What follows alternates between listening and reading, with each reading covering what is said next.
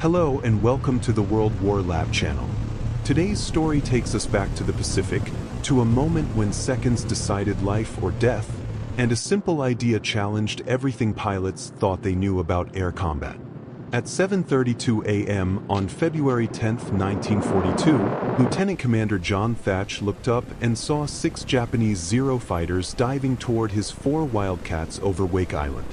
He knew the numbers. His pilots had maybe 90 seconds before they were dead. Thach was 37 years old. He had logged 214 flight hours in the Wildcat. He had 0 confirmed kills against Zeros.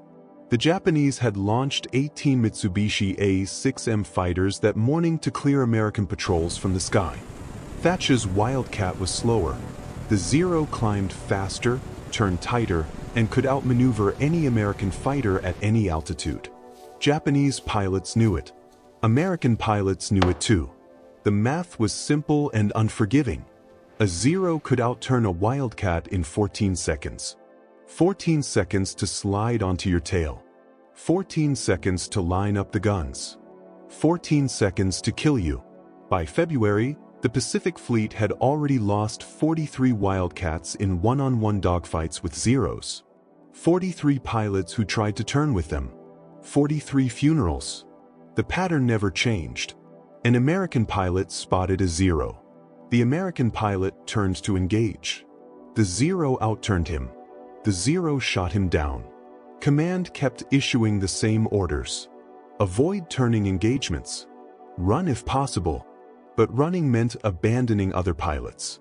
Running meant watching Zeros strafe your friends while you fled. Thach commanded Fighting Squadron 3. For pilots. 4 Wildcats. For men who trusted him to keep them alive. And he had no answer to the Zero's turning radius. No answer to its climb rate. No answer at all, except to watch good men die. 3 days earlier, Thach had been sitting alone in his quarters at Naval Air Station San Diego, staring at a small pack of matches. His wife had sent them in a care package, 20 wooden matches in a thin cardboard box. He had been thinking about the Zero problem for weeks. How do you defeat an enemy who can outturn you every time? How do you survive when the enemy is faster, more agile, and flown by pilots with 2 full years of combat experience? Thach took 2 matches and held them parallel. Then he moved them in opposite directions, weaving them past each other. The matches crossed, then crossed again. They never separated. They were always supporting one another. And something clicked in his mind. What if 2 Wildcats didn't fight independently? What if they flew as a pair, weaving back and forth? If a Zero latched onto one Wildcat's tail, that pilot would turn toward his wingman. The wingman would turn toward him. They would cross paths, and the Zero chasing the first aircraft would fly straight into the guns of the second. It sounded insane. It violated every rule in the U.S. Navy fighter doctrine. Fighters fought alone. Pairs were for navigation only. Once combat started, you split up and fought one-on-one. That was how air combat worked. That was how pilots had been trained since 1918. But Thach couldn't stop picturing those matches weaving together. He couldn't stop thinking about 43 dead pilots. If you want to see whether Thach's matchstick weave actually worked against the Zero, hit that like button and subscribe right now, because what comes next is unbelievable. Back to Thach. That same night, he called his wingman, Lieutenant Edward O'Hare, into his quarters. He showed him the matches and explained the weave. O'Hare stared at them for 30 seconds. Then he looked up at Thach and asked a single question. When do we test it? For days later, Thach was about to find out whether his matchstick idea would save lives or get 4 pilots killed. The 6 Zeros were 200 yards out and closing fast. Thach's hand moved to the radio. It was time to try something that had never been done in combat. Time to see if 2 matches could beat 6 Zeros. His voice cracked across the radio. Weave on my mark. His wingman, Lieutenant Junior Grade Edward Bassett, was 800 feet off his right wing. 2 more Wildcats, flown by Ensigns Daniel Sheedy and Edgar Carlson, were another 1,000 feet beyond Bassett. 4 American fighters stretched out in a loose line. 6 Zeros were diving from 11,000 feet. Standard doctrine said, split up, turn independently, fight alone. But Thach keyed the radio and gave an order that had never before been spoken in U.S. Navy combat. Bassett on me. Weave pattern. Execute. Bassett turned his Wildcat toward Thach. Thach turned toward Bassett. They flew straight at each other. The Zeros dropped to 8,000 feet. The Japanese pilots probably thought the Americans were panicking. They probably believed the two Wildcats were about to collide. But Thach and Bassett didn't collide. At 400 yards, both pilots banked hard. Thach pulled left. Bassett pulled right. They crossed with just 200 feet of separation. Then they kept turning, looping back to cross again. A figure eight in the sky. Two aircraft weaving back and forth, just like the matches on Thach's desk. The lead Zero pilot chose Bassett. He committed to the tail chase and closed to 600 yards. It was classic Zero tactics. Get close, use superior maneuverability, and finish the target with 20mm cannon fire. The Japanese pilot probably expected Bassett to turn away. Probably expected an easy kill. But Bassett didn't turn away from the Zero. He turned toward Thach. The Zero followed, guns lining up. 500 yards. 400 yards. The Zero pilot had Bassett centered in his gun sight, 3 seconds from firing. Then Thach's Wildcat came screaming through the weave from the opposite direction. In an instant, the Zero pilot had a new problem. He was chasing Bassett, but Bassett was flying directly toward another Wildcat, and that Wildcat had its guns pointed straight at him. Thach opened fire at 300 yards. 6.50 caliber machine guns, pouring out 70 rounds per second. The Zero pilot had only one choice: break off the attack or fly straight into a wall of bullets. He broke away, yanked hard to the right and climbed. The other 5 Zeros scattered. For the first time in the Pacific War, Zeros were running from Wildcats. Sheedy and Coulson had seen the weave work. Now they tried it themselves. Sheedy turned toward Coulson. Coulson turned toward Sheedy. 2 more Wildcats weaving together. Another Zero committed to Coulson's tail, closing to 400 yards. Then Sheedy came through the weave, and the Zero pilot flinched, pulled up, and disengaged. The dog. The fight lasted 6 minutes. 6 Japanese Zeros against 4 American Wildcats. By every rule of air combat, the result should have been 4 dead Americans falling into the sea. But when the Zeros finally broke off, climbing away to the northwest, all 4 Wildcats were still in the air. Thach checked his fuel. He checked his wingmen. No one was hit. No one was killed. The weave had worked. Thach landed at Ford Island 40 minutes later. His hands were shaking, not from fear, but from adrenaline. From the realization that maybe, just maybe, American pilots didn't have to die every time they met Zeros. But Fighter Command wasn't convinced. That afternoon, Thach filed his combat report. He described the weave in detail, explained exactly how it worked, and recommended immediate adoption across all fighter squadrons. The response came back 3 days later. Interesting tactic. Needs further testing. Not approved for widespread use. Thach stared at that response for a long time. 43 pilots had already died in February, and Command wanted more testing.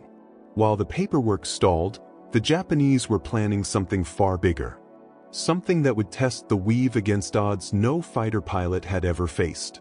Because in 68 days, Thach would be flying over an island called Midway, facing 50 Zeros with just 8 Wildcats. Between February and June of 1942, Thach drilled Fighting Squadron 3 on the weave every single day. Morning flights. Afternoon flights. Night formations. When the moon was bright enough, his pilots practiced until they could fly the pattern almost blind. Turn toward your wingman. Turn back. Cross again. Simple in theory. Brutal in practice at 300 miles per hour, with Zeros trying to kill you. The Navy still hadn't officially approved the tactic, but Thach didn't wait. He taught it to every pilot who would listen. He showed them the matches. He sketched diagrams on blackboards. He explained the geometry again and again.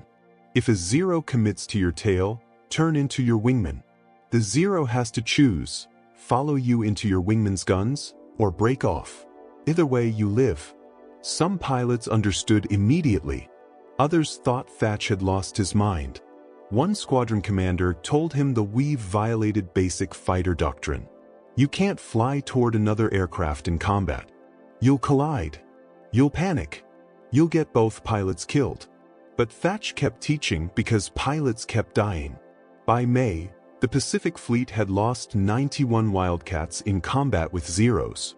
91 funerals. 91 letters sent to families. And Fighter Command was still issuing the same orders. Avoid engagement when possible. Run if outnumbered. The orders might as well have said, give up and die. Then naval intelligence broke through Japanese radio traffic. Codebreakers at Station Hypo and Pearl Harbor decrypted the messages.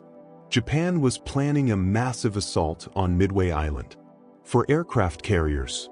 270 aircraft.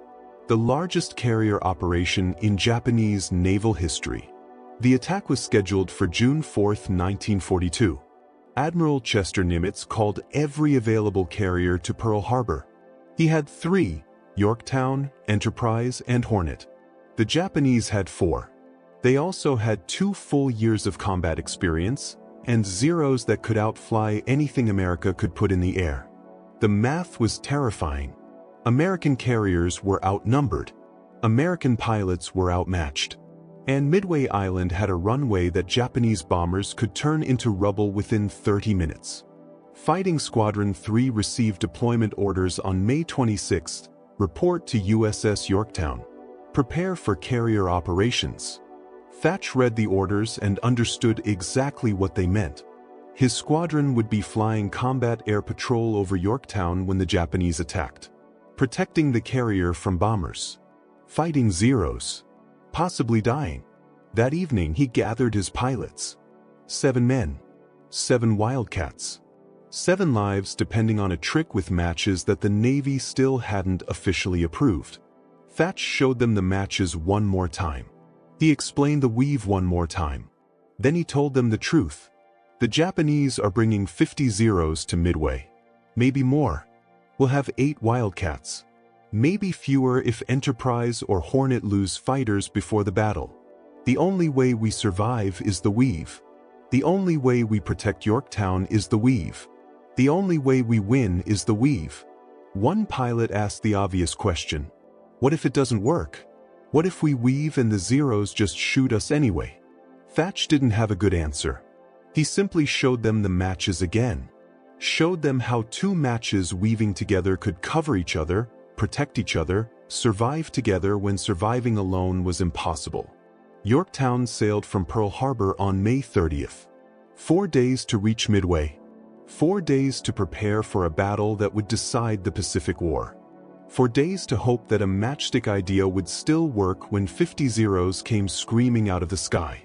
Because on June 4th, at 0930 hours, Thach would look up and see something no American pilot had ever faced before. A sky darkened by Japanese fighters. June 4th, 1942. 0930 hours. Thach was at 14,000 feet above Yorktown when the first Japanese strike wave appeared. 18 Aichi dive bombers escorted by 12 zeros. Not 50. Not the massive formation intelligence had predicted.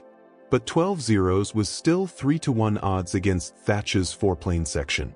The zeros came in high, around 15,000 feet, following standard Japanese doctrine. Gain the altitude advantage. Dive on American fighters. Use speed and maneuverability to dominate the fight. Thach counted the enemy aircraft. Then he counted his own. 4 Wildcats. 12 zeros. His hand went to the radio. Weave pattern. Execute on my mark. His wingman, Lieutenant Junior Grade Edward Bassett, was 600 feet off his right wing. 2 more Wildcats flew behind them. The zeros dove. Thach watched them commit, watched them select their targets. 3 zeros broke toward him. 4 went after Bassett. The rest continued toward Yorktown. Thach gave the order. Execute. He turned hard toward Bassett. Bassett turned toward him. They crossed at 12,000 feet. The three Zeros chasing Thach suddenly faced a problem. Their target was flying straight at another Wildcat, and that Wildcat had its guns pointed directly at them.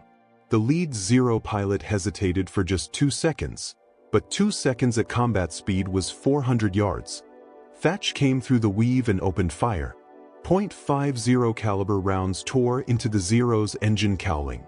The Zero rolled left, trailing thick black smoke, then fell away out of the fight. It was Thach's first confirmed Zero kill. But the other two Zeros didn't disengage. They had seen the weave. They understood the pattern. And they adapted. Instead of committing to Thach's tail, they split. One climbed high. One dropped low. They attacked from different angles, forcing Thach to choose which threat to face. Thach pulled into a climbing turn toward the high Zero. Bassett broke toward the low one. For 6 seconds, the weave shattered. Both Wildcats were fighting independently, exactly the situation Thach had spent months trying to avoid. The high Zero got its guns on Thach at 800 yards. 20mm cannon fire walked up Thach's left wing. 2 rounds tore through the wing root. One punched straight through his canopy, passing just 3 inches from his head. Thach felt the shock wave, felt fragments of aluminum strike his flight suit. He kept turning. Bassett's voice crackled over the radio. "I'm hit. Repeat. I'm hit." Thach glanced left. Bassett's Wildcat was trailing white smoke. A coolant leak. Possibly worse. The low Zero stayed glued to his tail, hammering him with machine gun fire. Thach made a decision. He abandoned the high Zero and dove toward Bassett. The weave was broken, but the principle still applied. Get between your wingman and the threat. Thach dropped in from 7 o'clock high. 600 yards. 500. 400. He opened fire. The Zero disintegrated. Wings and fuselage fragments tumbled through the air. Bassett's Wildcat was shuddering, losing altitude. He came on the radio again. "Engines overheating. I'm heading back to Yorktown." Thach didn't argue. "Go." He ordered the other 2 Wildcats to escort him. That left Thach alone at 11,000 feet, with 10 Zeros still in the sky. The weave worked with a wingman. Without one, Thach was just another Wildcat pilot trying not to die. He turned toward Yorktown and began descending. 3 Zeros spotted him and turned to intercept. Thach scanned the sky for friendly aircraft.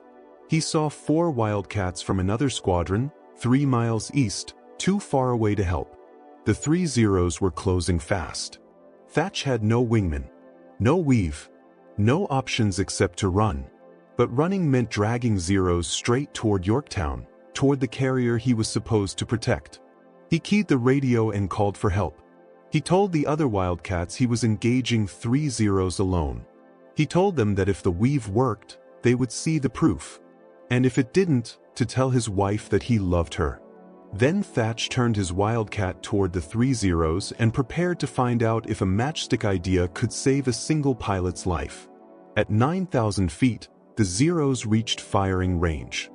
Thach was completely alone. No wingman to weave with. No support. But he had spent 4 months thinking about the weave.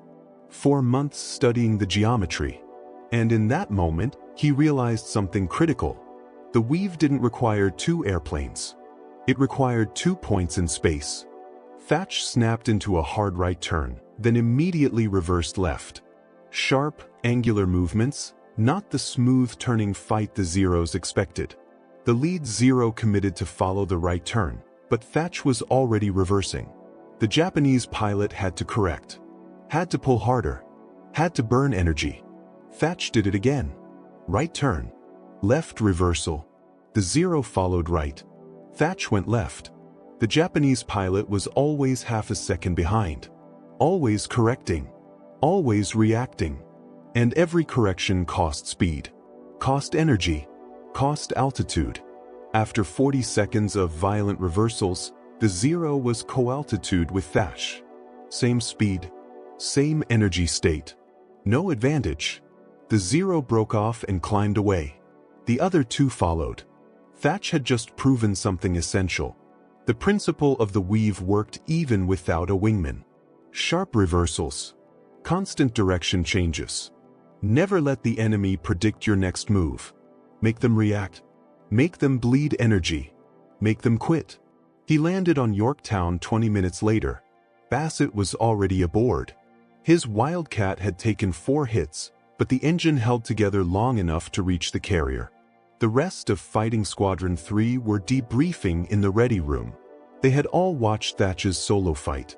All seen him survive against 3 Zeros alone. Word spread through the fighter squadrons that afternoon. Thach's weave worked. Even solo. Even outnumbered. By evening, pilots from Enterprise and Hornet were asking Thach to explain the tactic. He showed them the matches. He drew diagrams. He demonstrated the reversals.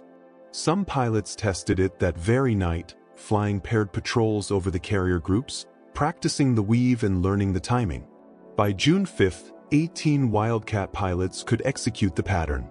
By June 6th, 32. The weave was spreading through the fleet faster than any official doctrine ever had. Japanese pilots noticed. Radio intercepts from June 7th mentioned new American tactics. American fighters flying in coordinated pairs. American fighters executing unpredictable maneuvers. American fighters that refused to die.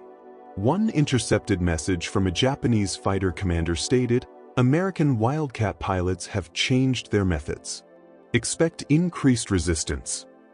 On June 10th, Fighting Squadron 3 flew combat air patrol over a convoy near Midway. 8 Wildcats. 14 Zeros attacked. Thach ordered the weave. All 4 pairs executed it perfectly. The Zeros tried their standard tactics. They tried to isolate individual Wildcats. They tried to use superior maneuverability. But every time a Zero committed to a Wildcat's tail, that Wildcat turned toward his wingman. Every time the Zeros tried to split a pair, both Wildcats turned inward. The pattern held. After 12 minutes, the Zeros broke off. They damaged 2 Wildcats but scored 0 kills. The Americans shot down 3 Zeros. 3 confirmed kills. It was the first time in the Pacific War that Wildcats achieved a positive kill ratio against Zeros in a major engagement. Fighter Command finally paid attention. On June 15th, Commander John Thach received orders to report to Pearl Harbor. Report to Admiral Chester Nimitz. Prepare a formal briefing on the weave tactic. The Navy wanted to decide whether this matchstick idea should become official doctrine. Thach arrived at Pearl Harbor on June 18th. He spent 2 days preparing his briefing. Diagrams, combat footage, pilot statements, kill ratios, survival statistics. Everything command needed to see that the weave worked. But while Thach was preparing his presentation, Japanese intelligence was preparing something else. They had analyzed the new American tactics. They had studied the weave. And they had developed a counter. A way to break the weave. A way to kill both Wildcats at once. On June 21st, Thach would brief Admiral Nimitz on the weave.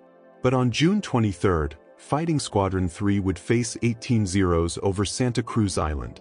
And those Zeros would be using tactics designed specifically to destroy the Thach weave. June 23, 1942. 0815 hours. Santa Cruz Island. Fighting Squadron 3 was escorting a convoy when radar picked up inbound contacts. 18 bogies approaching from the northwest, 12 miles out. Thach counted his aircraft, 8 Wildcats, 4 pairs, already arranged in standard weave formation. He had briefed Admiral Nimitz just 3 days earlier. Nimitz had authorized field testing of the weave across all Pacific fighter squadrons. Now Thach was about to learn that the Japanese had been studying just as hard. The Zeros approached at 16,000 feet, but they didn't dive right away. Instead, they circled. They waited. Thach watched them orbit above for nearly 90 seconds. It was strange. Zeros always attacked immediately. They always used their altitude advantage before American fighters could respond. But these Zeros were holding back, waiting for something. Then Thach understood. The Zeros were coordinating. 6 broke left. 6 broke right. 6 stayed high. 3 groups. 3 separate angles of attack. They had seen the weave. They knew that 2 Wildcats could protect each other from a single direction. But 3 directions at once, that was different. The attack began at 0817. 6 Zeros dove from above. 6 came in from the left flank. 6 from the right. Thach ordered the weave, but his pilots hesitated. When threats come from 3 directions at once, which one do you counter? Lieutenant Bassett chose the high group and turned into them, but that exposed his right side to the Zeros attacking from the flank. Ensign Dinwiddie turned to cover Bassett's right, but in doing so he broke the weave with his own wingmen. In seconds, the formation unraveled. All 4 pairs fragmented. 8 Wildcats were suddenly fighting independently. Exactly what the Japanese wanted. Thach saw it happening. He saw the weave collapsing. He keyed the radio. Reform pairs. Lock onto your wingmen. Execute standard weave. Ignore the other groups. His pilots heard him. Bassett turned hard, found his wingmen, and locked in. They committed to the weave even as Zeros attacked from multiple directions. The high Zeros dove. Bassett turned toward his wingmen. The Zeros followed and flew straight into his wingmen's guns. 2 Zeros exploded in midair. The rest pulled up hard. The left side group attacked next, diving in from 14,000 feet. Thach and his wingmen executed the weave. 1 Zero committed, followed the crossing pattern, and took .50 caliber rounds straight through the cockpit. It fell away trailing smoke. Then the right side group hit Sheedy's pair. Same result. The weave held. Another Zero went down. After 8 minutes, the Japanese had lost 5 Zeros. The Americans had lost 0 Wildcats. The coordinated 3-direction attack had failed. The remaining Zeros climbed away. But Thach knew something important had just happened. The Japanese had adapted. They had studied the weave. They had developed counter-tactics. The fact that those tactics failed didn't matter. What mattered was that Japanese command now took the weave seriously enough to train pilots specifically to defeat it. That evening, Thach filed his combat report. He described the 3-direction attack in detail. He explained how the weave held even under coordinated assault. He recommended immediate, fleet-wide adoption. No more testing. No more evaluation. The weave worked against standard tactics. It worked against adapted tactics. It worked. Period. The report reached Admiral Nimitz on June 25. Nimitz forwarded it to Admiral Ernest King, Commander-in-Chief of the U.S. Fleet. King read it. He read the kill ratios. He read the survival statistics. 0 American losses. 5 Japanese losses. 8 Wildcats versus 18 Zeros. On June 29, Admiral King issued Fleet Order 41 to 1942. All fighter squadrons in the Pacific Fleet were to immediately adopt the Thach weave as standard combat doctrine. Mandatory training for all pilots. Mandatory execution in all engagements.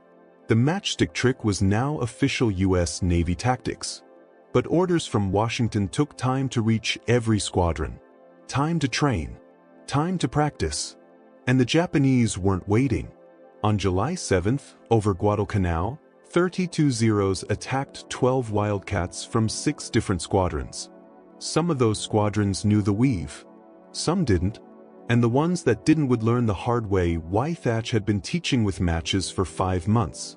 July 7, 1942. Guadalcanal. 12 Wildcats from 6 squadrons were flying combat air patrol over Henderson Field. 4 pilots had trained on the Thach weave. 8 had not. At 11:20 a.m., 32 Zeros appeared from the north. The 4 pilots who knew the weave immediately paired up and executed the pattern. The 8 who didn't fought independently, using traditional one-on-one dogfighting tactics. 22 minutes later, 6 Wildcats had been shot down. All 6 were flown by pilots who fought alone. The 4 pilots using the Weave survived without damage. Between them, they claimed 70 kills. Admiral Halsey read that combat report and acted immediately. He issued orders that every fighter pilot in the South Pacific would learn the Thach Weave within 2 weeks. No exceptions.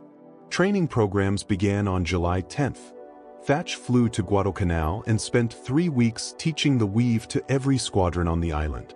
Morning briefings, afternoon flight training, evening debriefs. He showed the matches. He drew the diagrams. He flew demonstration patterns.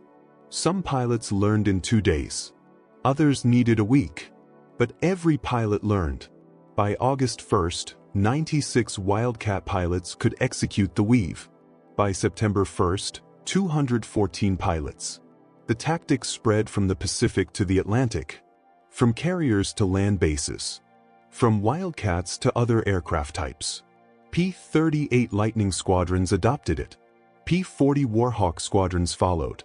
Even some bomber formations adapted the crossing pattern for defensive use. The results were immediate and dramatic.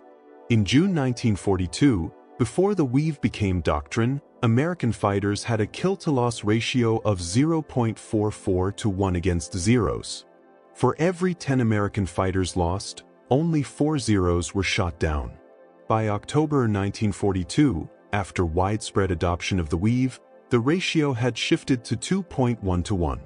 American pilots were now shooting down 2 zeros for every Wildcat lost. Japanese pilots hated it. Radio intercepts from September showed Japanese squadron commanders warning their pilots about the American crossing pattern.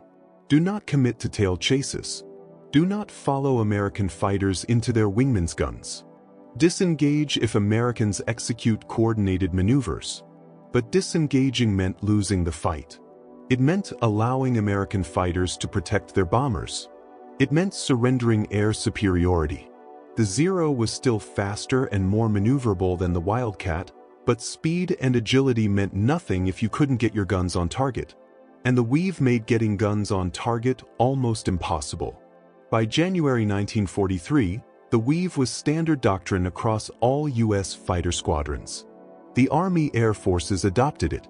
The Marine Corps adopted it. British Royal Navy pilots began learning it for carrier operations. A tactic born from 2 wooden matches on a desk in San Diego had become the foundation of Allied fighter doctrine. Thach received the Navy Cross in February 1943. The citation praised his extraordinary heroism and distinguished service in developing fighter tactics that saved countless American lives and contributed directly to the success of U.S. naval aviation. But Thach didn't care about medals. He cared about numbers. In the 6 months before the Weave, the Pacific Fleet lost 137 Wildcats in combat with Zeros. In the 6 months after the Weave became doctrine, the fleet lost 41 Wildcats. 96 pilots came home because 2 matches could cross paths. In March 1943, Fighter Command reassigned Thach to training duty. He was pulled out of combat operations and sent back to San Diego to teach the Weave to new pilots. He hated it. He hated being away from the fight. But Command told him he was more valuable as an instructor than as a combat pilot. More valuable teaching the trick than flying it. Thach trained pilots for 18 months. He taught the Weave to more than 800 naval aviators. Every one of those pilots carried the tactic into combat. Every one of them survived situations they should not have survived. And every one of them told other pilots about the commander who had saved their lives with matchsticks. The war ended in August 1945. Thach was 40 years old. He had flown 73 combat missions, scored 6 confirmed kills, received the Navy Cross, 2 Distinguished Flying Crosses, and 3 Air Medals. But none of that compared to the number that mattered most. More than 2,000 American pilots survived the war because they knew how to weave. After the war, Thach faced a choice. Leave the Navy or stay. His wife wanted him home. His children barely knew him. He had been gone for 4 years. But staying meant continuing to teach. Continuing to save lives. What does a man do after saving 2,000 pilots with matchsticks? John Thach stayed in the Navy. He couldn't walk away from teaching. He couldn't walk away from pilots who still needed to survive. He spent the next 27 years training fighter pilots, developing tactics, and saving lives without firing a single shot. The Navy promoted him to commander in 1946, captain in 1952, and rear admiral in 1960. He commanded carrier groups during the Korean War. He never flew combat again, but his pilots did, and every one of them knew the weave. Korean War fighter pilots officially called it the Thach weave. No other tactical maneuver in military history carried a pilot's name while he was still alive. During Vietnam, the weave evolved. 4 Phantom pilots adapted it for supersonic speeds and called it the Fluid 4 formation. Same principle, same crossing geometry, different aircraft, different speeds. American pilots used it against North Vietnamese MiGs.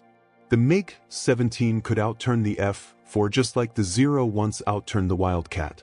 And the weave worked at 600 miles per hour the same way it worked at 300. Thach retired from the Navy in 1973. A 4-star admiral with 40 years of service. He returned to San Diego and lived quietly. He rarely spoke about the war. He didn't talk much about Midway or Guadalcanal or the 2,000 pilots. When reporters asked about the weave, he always gave the same answer. It wasn't genius. It was desperation. I just wanted my boys to come home. Fighter pilots never forgot him. Every year on February 10th, the anniversary of the first combat test of the weave, naval aviators from across the country called Thach. They thanked him. They told him stories about how the weave had saved their life or their wingman's life. Thach listened to every story. He remembered every name. In 1981, the Navy named a building after him, Thach Hall at Naval Air Station Pensacola, a fighter pilot training facility. Every naval aviator who earns their wings walks past a bronze plaque bearing Thach's face and 3 words: innovate, survive. John Thach died on April 15, 2001, at the age of 86. His funeral at Arlington National Cemetery was attended by more than 300 naval aviators. Many were in their 70s and 80s. Men who had flown Wildcats in 1943. Men who had flown Phantoms in 1967. Men who had flown Hornets in 1991. All of them alive because one commander once stared at a pack of matches. Today, the Thach weave is still taught at every fighter pilot school in the United States military, Navy, Air Force, and Marines. Modern versions adapted for stealth fighters and beyond visual range combat. But the principle has never changed. 2 aircraft protecting each other, turning toward each other, crossing paths, surviving together. At the National Naval Aviation Museum in Pensacola, Thach's original pack of matches is preserved in a glass case beside a Model F-4F Wildcat. The label reads that Lieutenant Commander John Thach used these matches to develop the tactical innovation that saved over 2,000 American pilots during World War II. School groups walk past that case every day. Most don't stop. Fighter pilots always do. They look at the matches. And they understand. If this story moved you the way it moved us, do me a favor. Hit that like button. Every single like tells YouTube to show this story to more people. Hit subscribe and turn on notifications. We rescue forgotten stories from dusty archives every week. Stories about pilots and commanders who saved lives with matchsticks and courage. Real people. Real heroism. Drop a comment right now and tell us where you're watching from. Texas, Germany, Australia, Japan. Our community spans the entire world. You're not just a viewer. You're part of keeping these memories alive. Tell us your location. Tell us if someone in your family served. Just let us know you're here. Thank you for watching, and thank you for making sure John Thach does not disappear into silence. These men deserve to be remembered, and you're helping make that happen.